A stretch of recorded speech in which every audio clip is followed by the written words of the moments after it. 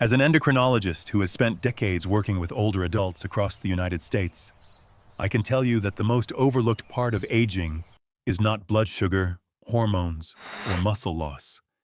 It is how unseen people begin to feel in their own bodies. Many of my patients over 60 don't walk into my office complaining about a disease. They walk in saying things like, "Doctor, I just don't feel steady anymore," or "Getting up from the couch feels harder than it used to," or "I'm careful now because I don't want to fall." These are not dramatic symptoms, and that's exactly why they are so often dismissed. Friends say it's normal. Family members say it's just age. Even some clinicians rush past these concerns because there's no single lab test that screams danger. But from a hormonal and metabolic perspective, these quiet changes matter deeply because they are the early signals that the body is shifting how it uses energy, muscle, and nerve signals. When a person feels weaker in their legs or less confident in their balance, it doesn't mean they've failed to take care of themselves. It means their body is asking for different support than it needed at 40 or 50. In the US, where independence is closely tied to dignity, this loss of confidence can be emotionally heavier than pain itself. People start planning their movements, holding onto furniture, avoiding stairs, or skipping walks they once enjoyed.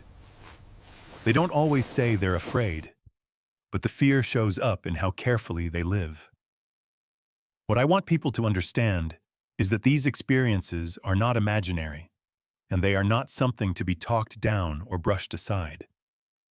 As we age, hormone signaling changes. Protein absorption becomes less efficient. Vitamin D activation declines. And muscles, especially in the legs, respond more slowly to everyday use. That doesn't make someone weak-minded or lazy. It makes them human. When health information speaks in plain language, acknowledges these lived experiences, and says, "This is common, and here's why," something important happens. People stop blaming themselves.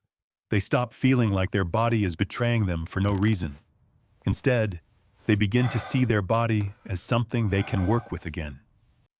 I see this shift all the time when patients finally feel heard. Their shoulders relax. They ask better questions. They become open to small, realistic changes, like adjusting breakfast, improving hydration, or moving gently at the right times of day. They don't need extreme workouts or complicated plans. They need reassurance that what they're feeling makes sense and that there are practical ways to support their hormones, muscles, and nerves as they are now. When someone feels seen, not judged, they're far more likely to take action. And that action is what protects mobility, balance, and independence. Good medicine is not just about numbers on a chart. It's about helping people recognize themselves in the conversation and giving them back confidence in their own body, one steady step at a time. One of the most damaging myths I see affecting older adults in America is the quiet belief that decline is inevitable and unexplained. Many people come to me already convinced that feeling tired in the morning, waking up with high blood sugar despite eating carefully, or losing strength in their legs is simply the price of getting older. They often lower their expectations without realizing it. They stop asking why their body feels different and start assuming nothing can be done. This belief doesn't come from ignorance. It comes from years of being told, directly or indirectly, that aging equals loss. But from a medical standpoint, especially when we look at hormones and metabolism, that story is incomplete and unfair. The body after 60 is not broken. It is operating under a different set of rules. When those rules are explained clearly, without blame or fear, people feel an immediate sense of relief. They realize they haven't been doing everything wrong. Their body has simply changed how it processes energy, stress, and repair. Take nighttime blood sugar as an example. Many Americans do everything they're told. They eat a light dinner, avoid dessert, take a short walk, and still wake up with fasting glucose readings over 140 or 150 milligrams per deciliter. That experience is deeply frustrating and emotionally exhausting. People begin to feel like their discipline doesn't matter. What they're rarely told is that during sleep, especially in the early morning hours, the liver releases glucose to keep the brain and organs functioning. This is a normal survival mechanism. The problem is not that the liver is misbehaving, it's that insulin doesn't work as efficiently at night in aging bodies. When insulin resistance increases, glucose can't move smoothly into cells, so it stays in the bloodstream. That explanation alone can lift a heavy emotional weight. Suddenly, the issue is not personal failure, it's physiology. And physiology can be supported. Relief also comes from understanding that symptoms often blamed on age are actually signals, not sentences. Morning fatigue, dry mouth, bloating, frequent nighttime bathroom trips, or waking up feeling unrested are not just inconveniences. They are clues about how hormones like insulin, cortisol, and melatonin are interacting overnight. When cortisol stays high, the liver releases more sugar. When sleep is shallow, insulin sensitivity drops. When magnesium levels are low, nerves and muscles don't respond efficiently. None of this is about willpower. It's about balance. When patients hear this explained in simple language, without medical jargon, they often say the same thing. No one ever told me that before. That moment of understanding replaces anxiety with clarity. In American culture, there is also a strong tendency to judge health outcomes as moral outcomes. If your numbers are high, you must not be trying hard enough. If your body is slowing down, you must have let yourself go. This mindset creates shame, and shame shuts down motivation. From a clinical perspective, shame has no therapeutic value. Relief, on the other hand, opens the door to change. When people understand that their body is responding to age-related shifts in hormones, muscle sensitivity, and nutrient absorption, they become curious instead of defensive. They ask how to work with their body rather than fight it. This is why gentle, realistic guidance matters so much. Explaining that a small, balanced bedtime snack can calm liver glucose output, or that certain nutrients support insulin response during sleep, feels empowering rather than overwhelming. It reframes health as a partnership. The body isn't an enemy to control, it's a system to support. That shift in perspective reduces stress, and lower stress alone improves blood sugar control. I've seen patients' fasting glucose improve simply because they stopped going to bed worried and confused. Their nervous system settled, sleep deepened, and hormones followed suit. True relief comes when people realize they are not behind. They are simply at a different stage. Aging does not mean surrendering control, it means updating the strategy. When health information respects that truth, explains the why behind the symptoms, and removes judgment from the conversation, people regain trust in their bodies. And trust is the foundation of lasting change. What gives me the greatest sense of responsibility is not simply diagnosing conditions, but helping people see a future that still belongs to them. After years of being told that numbers only go one direction and that strength inevitably fades, many older adults quietly stop expecting improvement. They don't say it out loud, but it shows in their posture, their questions, and the way they talk about their bodies. Hope, in medicine, is not about making bold promises. It's about showing people where influence still exists. And the truth is, even after 60 or 70, the body remains remarkably responsive when given the right signals at the right time. One of the most powerful shifts I see in my patients happens when they understand that small changes, not dramatic overhauls, can create measurable improvements. In the United States, people are often taught that if a solution isn't intense, it isn't effective. But hormonally, the body responds better to consistency than extremes. Something as simple as what you eat in the evening can influence how your liver behaves overnight, how deeply you sleep, and how steady your blood sugar is by morning. When patients hear that they don't need to starve at night or exhaust themselves with late workouts to see progress, their mindset changes. They begin to feel hopeful without feeling pressured. Nighttime is especially important because it's when the body repairs insulin receptors, calms the nervous system, and resets hormones that control appetite and energy. Many people assume that if they're not eating, their blood sugar should stay low. In reality, going to bed hungry can signal stress to the body. Stress hormones rise, the liver releases more glucose, and insulin becomes less effective. This is why some people wake up with higher fasting readings after skipping a bedtime snack. Understanding this doesn't just explain a number on a glucose meter. It restores confidence. It tells people their body isn't unpredictable. It's responding logically to the signals it receives. Hope becomes practical when people see that foods they already recognize can support this process. A small portion of nuts, yogurt, or a warm protein-rich snack isn't a loophole or a cheat. It's a tool. These foods provide healthy fats, protein, and minerals like magnesium that help insulin work more smoothly during sleep. When insulin works better, the liver doesn't need to flood the bloodstream with glucose. Over time, this can lower fasting blood sugar by meaningful amounts, often 5 to 10 milligrams per deciliter, without adding medication. That kind of improvement may sound modest, but clinically, it's significant.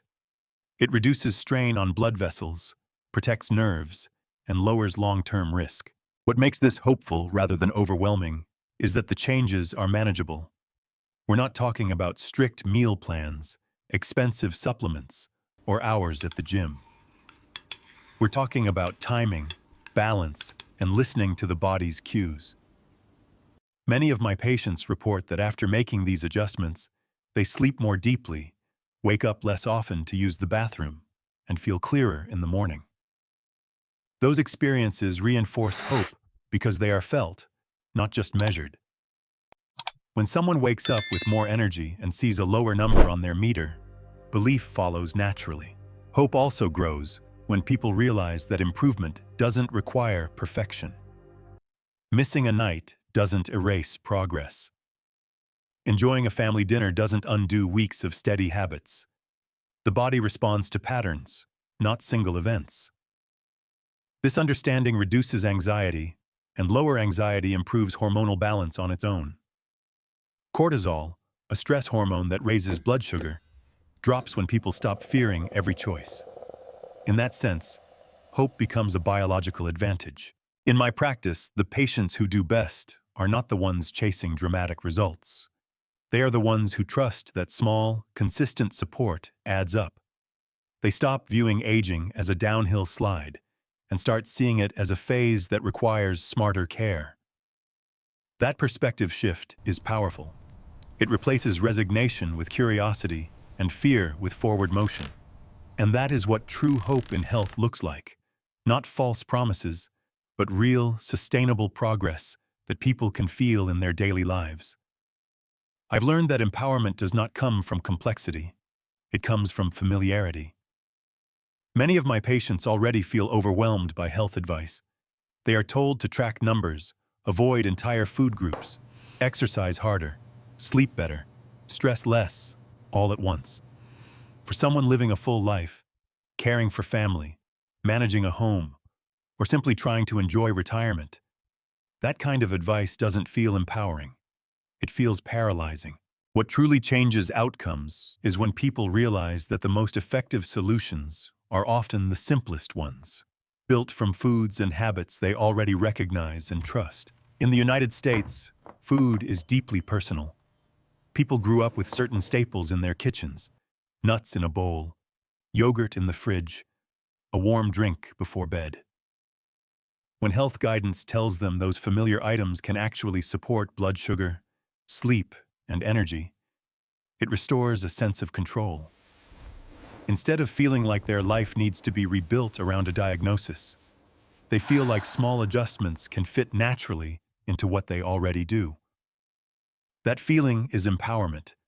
It says, you don't need to become someone else to get healthier. From a hormonal perspective, simple foods work because the body values balance, not extremes. A small bedtime snack with healthy fat and protein sends a signal of safety to the brain. It tells the nervous system that resources are available, so stress hormones don't need to rise. When stress hormones stay low, the liver stays calm and insulin works more effectively. This is not advanced medicine. It's basic physiology applied thoughtfully. Yet for many people, it's the first time they've been told that eating a little at night can actually help, not hurt, their blood sugar. Empowerment also comes from using US-friendly measurements and realistic portions. We're not talking about large meals or counting grams obsessively.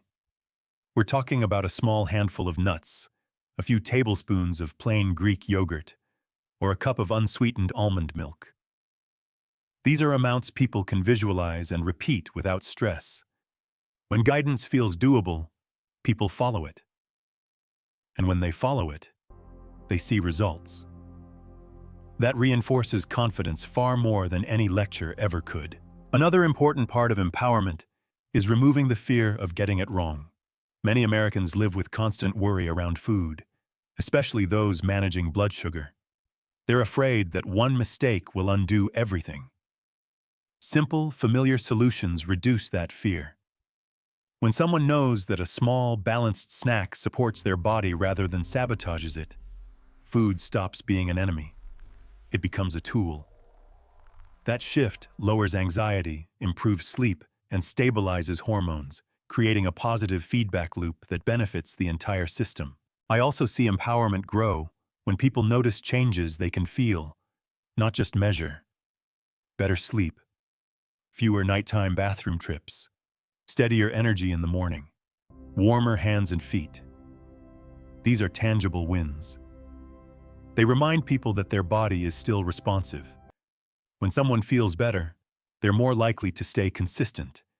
And consistency is what drives long-term improvement in insulin sensitivity and metabolic health. Pills can't create that kind of engagement, but simple habits can. Familiar solutions also respect cultural and economic realities. Not everyone has access to specialty foods or the budget for supplements. But most people can find nuts, yogurt, or basic pantry items at their local grocery store. When health advice fits into everyday American life, it feels inclusive rather than exclusive.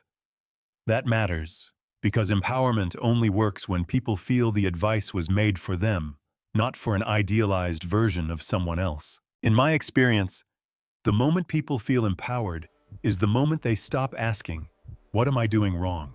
and start asking, "What small thing can I do tonight?" That question is powerful because it invites action without fear.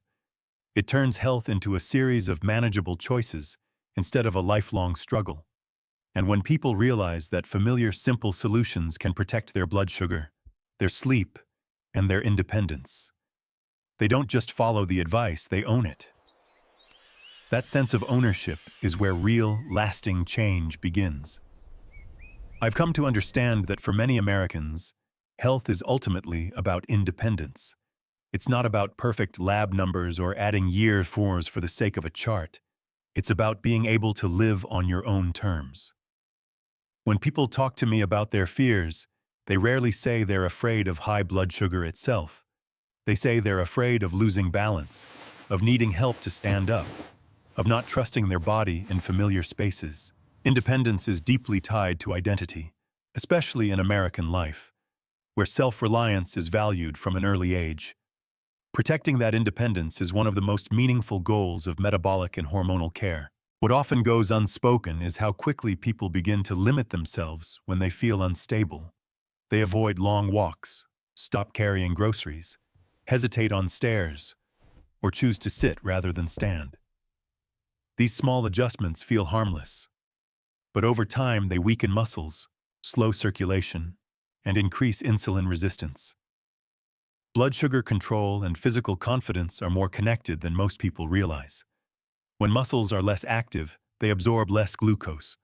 When circulation slows, nerves receive less oxygen. This creates a cycle where rising blood sugar and declining mobility reinforce each other. Breaking that cycle doesn't require aggressive intervention. It requires consistent support for the systems that keep the body steady. Nighttime plays a crucial role in protecting independence because it's when the body restores the very systems that keep people mobile and alert. During sleep, insulin receptors reset, nerves repair, and muscles recover from daily use. If overnight blood sugar remains high, that repair process is impaired. Over time, this can contribute to weaker legs, numbness in the feet, and slower reflexes, all of which increase fall risk. Many people don't realize that what happens while they sleep influences how confidently they move the next day. Stabilizing blood sugar overnight is not just about metabolism. It's about preserving the ability to walk, balance, and react safely. Simple bedtime habits can quietly protect independence by supporting these nighttime repair processes. When the body receives enough nutrients to feel safe, stress hormones decrease, sleep deepens, and insulin works more efficiently. Better insulin action means muscles get the fuel they need, and nerves receive the nourishment required to maintain sensation and coordination. Over weeks and months, this translates into steadier steps, improved grip strength, and greater confidence in everyday movement. These changes may be subtle, but they add up to a meaningful difference in how people live. I often remind my patients that independence is not lost all at once, and it's not preserved by a single dramatic action. It's maintained through daily choices that support strength, balance, and metabolic stability. When people wake up with steadier energy and clearer focus, they're more likely to move, engage, and stay active. Movement, in turn, improves insulin sensitivity and circulation, creating a positive cycle that reinforces independence. This is why protecting blood sugar is about more than avoiding complications. It's about maintaining the freedom to participate in life. There is also a psychological component to independence that shouldn't be overlooked. When people trust their bodies, they take initiative. They plan trips, accept invitations, and stay socially connected. When trust is lost, isolation often follows. By helping people understand and support their body's rhythms, especially overnight, we help restore that trust. They stop seeing their body as unpredictable and start seeing it as something they can care for effectively. That sense of control is deeply empowering and directly tied to quality of life. From a medical standpoint, the goal is not to eliminate every risk, but to reduce vulnerability. Stable blood sugar supports healthy nerves, strong muscles, and clear thinking. These are the foundations of independence. When care focuses on these fundamentals, using realistic habits and familiar foods, people are more likely to stay consistent. Consistency is what protects mobility over time.